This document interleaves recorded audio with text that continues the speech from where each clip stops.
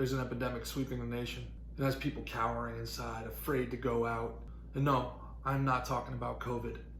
I'm talking about Karen. You see, there's a very small but powerful part of our population that completely and totally dominates the entire digital conversation. Now, undoubtedly, they mean well. They see us all as people they need to protect and save from ourselves. So how do I spot a Karen? Great question. You're gonna have to be careful, be nimble, keep your head on the swivel. These Karens have not berated a manager in over 2 months. They're gonna be bloodthirsty. Now, what's tricky is that Karens come in all shapes, sizes, colors, creeds, and genders. Matter of fact, not everybody named Karen is a Karen.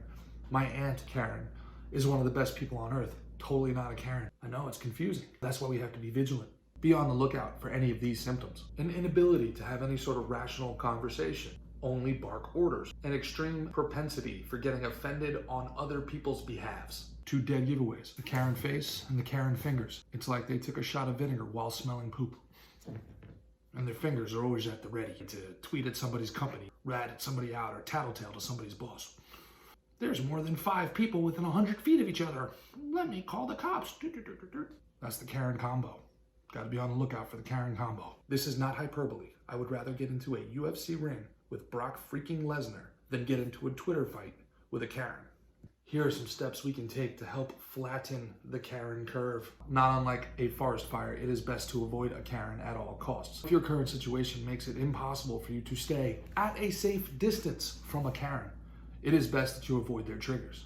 Excessive amounts of white wine, refusing to accept expired coupons, a lack of non-dairy alternatives, any conversation about economics, history, or presidents not named Obama, having to pay for their own avocados, anything less than complete and total obedience. Never apologize. Understand Karen's desire control above all else. The best thing to do with a Karen is to be as fake as possible, yes them to death, and then talk smack behind their back. If you're unable to stomach that tactic, I completely understand. But what you can do is pass the buck. I don't know, I heard it from X. Sick the Karen on them.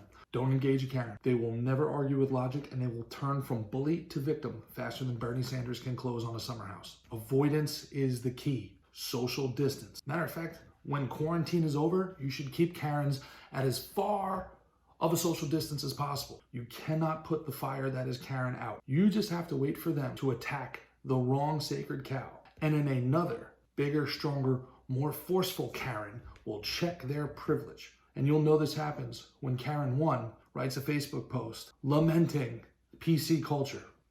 You think I'm being a little dramatic, don't you? You think I'm being a little harsh? Well, let me tell you something. To the Karens, we're the enemy because we like to read. We like to think for ourselves. We're into things like freedom of speech and freedom of choice. We don't bootlick for totalitarians. I've seen the future these Karens want.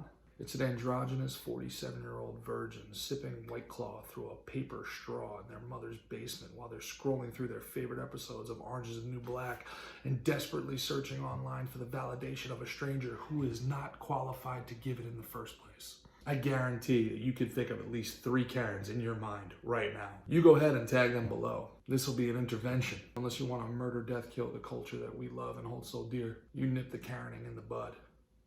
ASAP.